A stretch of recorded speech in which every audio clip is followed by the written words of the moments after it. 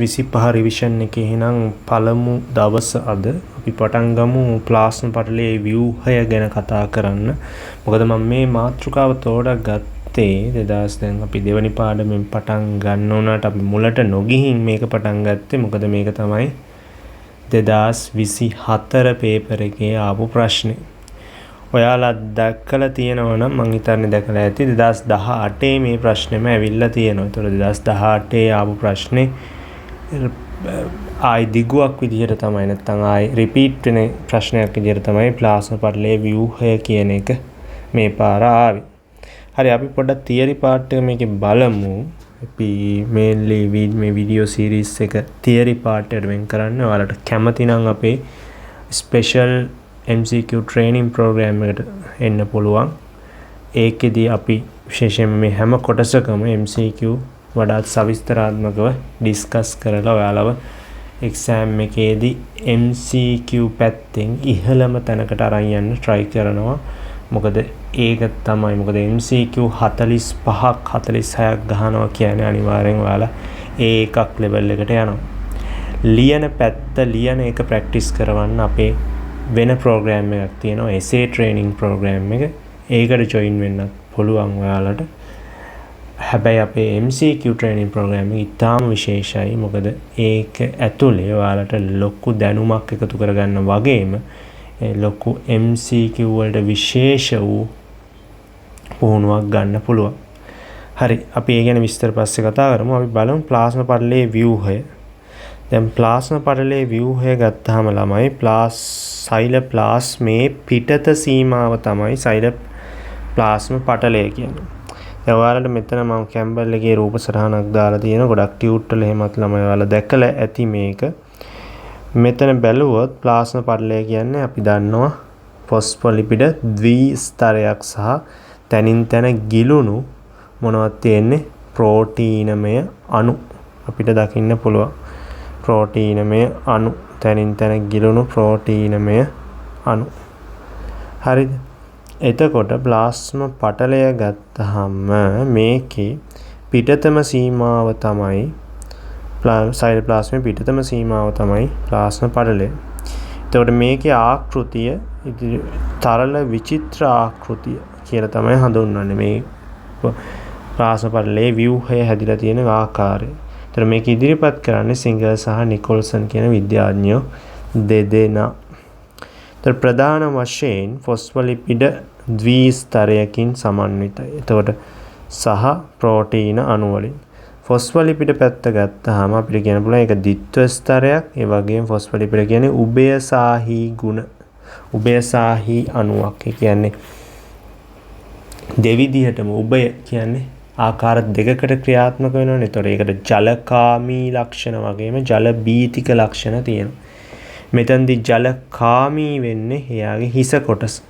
ජලකාමී හිස කොටස නිතරම ප්ලාස්ම පටලයෙන් ඉවතටයි පිහිටන්නේ. හැබැයි ජල බීතික වලිගය ප්ලාස්ම පටලයේ අභ්‍යන්තරයටයි පිහිටන්නේ. දැන් මේ ව්‍යුහය බැලුවොත් හිස කොටස් පිහිටන්නේ එළියට.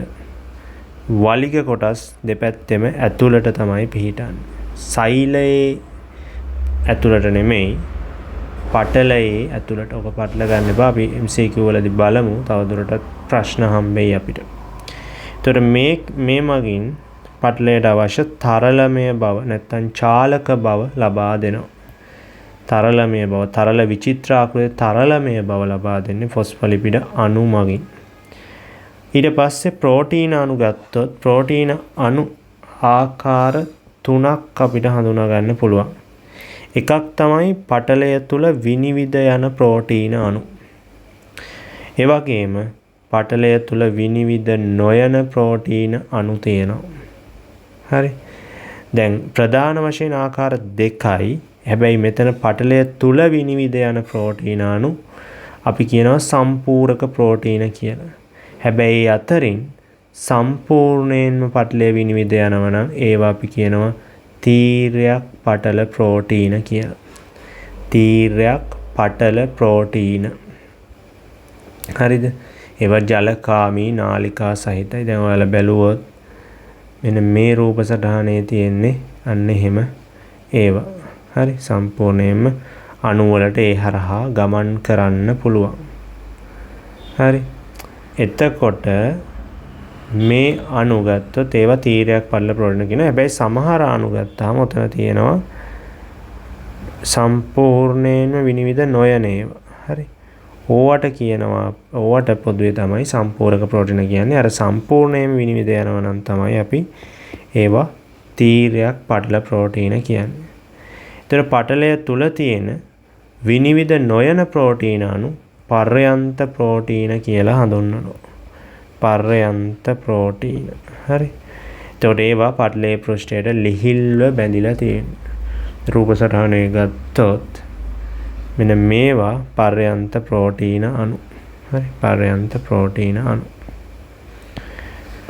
right. ඊට පස්සේ මේකේ ඝනකම නැනෝමීටර් 7ක් පමණ වෙනවා. මේකත් සමහර වෙලාවට දෙන්න පුළුවන් MCQ පොයින්ට් එකක් විදියට නැනෝමීටර් 7ක විතර ඝනකමක් තියෙනවා. අනිත් එක තමයි ඇතැම් ප්‍රෝටීන හා ලිපිඩ වල පිළිවෙලින් ග්ලයිකෝප්‍රෝටීන අණු සහ ග්ලයිකෝලිපිඩ අණු සම්බන්ධ වෙලා තියෙනවා. ඇතැම් ප්‍රෝටීන වලට වගේම ඇතැම් ලිපිඩ වලට. ඒතර ප්‍රෝටීන වලට සම්බන්ධ වෙච්ච කාබෝහයිඩ්‍රේට් අණු අපි කියනවා ග්ලයිකෝප්‍රෝටීන් කියලා. එතකොට ලිපිඩ අණු වලට සම්බන්ධ වෙච්ච ෆොස්ෆොලිපිඩ වලට සම්බන්ධ වෙච්ච කාබෝහයිඩ්‍රේට් වලට අපි කියනවා ග්ලයිකෝලිපිඩ කියලා. හරි. මෙන්න මේ ග්ලයිකෝප්‍රෝටීන් සහ ග්ලයිකෝලිපිඩ අණු ඇන්ටනාමෙන් කෙටි ශාකනය වූ කාබෝහයිඩ්‍රේට් දාම සාධන. හරි. බැලුවොත් මෙන්න මේ ද්විත්ව ස්තරේ ඔය සමහර ඒවා ඇන්ටනා වගේ ස්ට්‍රක්චර්ස් හැදිලා තියෙනවනේ ඉහළට. මෙන්න මේ තියෙන්නේ ග්ලයිකෝප්‍රෝටීන් ප්‍රෝටීන අණුවට හැදිච්ච ඇන්ටනාවක් වගේ ව්‍යුහයක්. ඔන්න ඕවා අපි ග්ලයිකෝප්‍රෝටීන් කියලා කියනවා. ඒ වගේම ලිපිඩ අණු වලට සම්බන්ධ වෙච්ච ඒවා ග්ලයිකෝලිපිඩ කියලා කියනවා. හරි. ඔන්න උදාහරණ දෙකක් රූප සටහනේම තියෙනවා ග්ලයිකෝලිපිඩ සහ ග්ලයිකෝප්‍රෝටීන. ත්‍රෝය ගැනත් ලියවෙන්න ඕනේ අනිවාර්යයෙන්. ඊට පස්සේ ෆොස්ෆොලිපිඩ ද්විස්තරයේ අහඹුව ගිලුණු කොලෙස්ටරෝල් අණු තියෙනවා. ඒ කියන්නේ ෆොස්ෆොලිපිඩ අණු අතර කොලෙස්ටරෝල් අණු තියෙනවා. ඒතර මේව මගින් ෆොස්ෆොලිපිඩ ද්විස්තරයට අවශ්‍ය දෘಢභාවය සහ ස්ථායීතාවය ලබා දෙනවා කියනවා. මෙතනදි බලන්න ප්ලාස්මා පටලයේ කෘත්‍ය අහලා නැත්නම් ප්‍රශ්නේ මෙන්න මේ කෘත්‍යමය ලක්ෂණ ලියන්න අවශ්‍ය නැහැ. හැබැයි ව්‍යුහය හා කෘත්‍ය කියලා දෙකම ඇහුවනම් දෘಢතාවයේ ස්ථායීතාවය වගේ කරුණු ලියවෙන්න ඕනේ. කොලෙස්ටරෝල් අණු මගින් දෘಢතාවයයි ස්ථායීතාවයයි ලබා දෙනවා. ඊට පස්සේ පටලය දෙපස සංයුතියෙන් හා ක්‍රියාකාරීත්වයෙන් වෙනස් වේ කියන එකත් ලියවෙන්න ඕනේ අනිවාර්යයෙන්. පසුපටලයේ දෙපස සංයුතිය වගේම ක්‍රියාකාරීත්වය වෙනස් වේ. කොහොම වුණත් ප්ලාස්මා පටලයේ ව්‍යුහය ඇහුවොත් සමාවෙන්න ළම ප්ලාස්මා පටලයේ ව්‍යුහය ඇහුවොත් අනිවාර්යෙන් ඔන්න ඔය කරුණු ටික ලියවෙන්න ඕන. හරි. එතකොට ඊළඟට අපේ පොතේ දීලා තියෙනවා ප්ලාස්මා පටලයේ කෘත්‍ය කියලා. හරි. ප්ලාස්මා පටලයේ කෘත්‍යයත් පුළුවන් තරම් කෙටියෙන් මතක තියාගන්න මුලින් ඊට පස්සේ ටික ටික ඔයාලා ඉගෙන ගනිද්දී ඔක වැඩි කරගන්න පුළුවන්. එතකොට ප්ලාස්මා පටලයේ කෘත්‍ය විදියට ප්‍රධානම එකක් තමයි භෞතිකව මේ දෙක වෙන් කරන එක. බහිස්සෛලීය පරිසරය සහ අන්තක්සෛලීය පරිසරය භෞතිකව එකිනෙකින් වෙන් කරන එක. හරිද? ඊට පස්සේ වරණීය පාරගම්‍ය නිසා ද්‍රව්‍ය හෝ මාරුව යාමනයට හැකිවීම.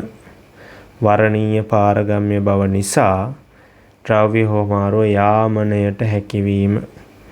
3. සෛල හඳුනා ගැනීම. සෛල හඳුනා ගැනීම. හරි. ඒ කියන්නේ අවට තියෙන සෛල හඳුනා ගැනීමේ හැකියාව නැත්නම් ආසන්න සෛල අතර sannivedanaya කිරීමේ හැකියාව මේවට තියෙනවා. ඒ කියන්නේ ප්ලාස්මා පටලය සතුයි. ඒ වගේම සෛලේ හැඩය පවත්වා ගන්න දායක වෙනවා. විශේෂයෙන්ම මේක සෛල සැකිල්ලත් එක්ක සම්බන්ධ වෙනවනේ. ඒතකොට සෛල හැඩය පවත්වා ගන්න වෙන. විශේෂයෙන්ම සත්ව සෛලවල. ශාක සෛලවල නම් සෛල බිත්තියක් තියෙනවා. හැබැයි සත්ව සෛලවල නැහැනේ. ඒතකොට සෛල හැඩය පවත්වන්න අනිවාර්යෙන් මේ අවශ්‍ය වෙනවා. වගේම ඇතැම් ප්‍රෝටීන එන්සයිම ලෙස ක්‍රියා කරන මේ පල්ලෙහාම කැම්බල්ගේ රූපයක දාලා තියෙනවා. මේකට සමහර ප්‍රෝටීන අණු වලට එන්සයිම ලෙස ක්‍රියා කිරීමේ හැකියාව තියෙනවා. ඒ වගේම ඇතැම් ප්‍රෝටීන අණු විශිෂ්ට ජෛව රසායනික ද්‍රව්‍ය මගින් සමග අන්තර්ක්‍රියා කර ප්‍රතිග්‍රාහක අණු ලෙස ක්‍රියා කරයි. ඇතැම් ප්‍රෝටීන අණු විශිෂ්ට රසායනික ද්‍රව්‍ය සමග අන්තර්ක්‍රියා සඳහා ප්‍රතිග්‍රාහක අණු ලෙස ක්‍රියා කරයි. හරි. එතකොට ප්‍රතිග්‍රාහක අණු ලෙස ක්‍රියා කිරීමත් වෙනවා. හරි. එතකොට මේ කෘත්‍යයන් එකිනෙකට අදාළ රූප සටහන් කිහිපයක් මම පල්ලෙහා නෝට් එකේ දාලා දෙනවා. ඒ ටිකත් බලන්න ළමයි අනිවාර්යෙන්. මොකද ඒවත් ඔයාලා ලොකු අදහසක් ගන්න වෙයි රූප සටහන් ඇසුරෙන් මතක තියාගන්න. ඒතර ඔන්න ඒ කරුණ දෙක ප්ලාස්මා පල්ලේ ව්‍යුහය සහ කෘත්‍ය යටතේ අපිට ෂෝට් නෝට් එකක් විදියට හදාගන්න පුළුවන්. හරි. ඒ සටහන ඔය විදියට arrange කරගත්තොත් ඔයාලා ලේසියෙන් මතක තියාගන්නත් පුළුවන් වෙයි. හරි. අපි ඊළඟ කොටසෙන් හමු වෙමු.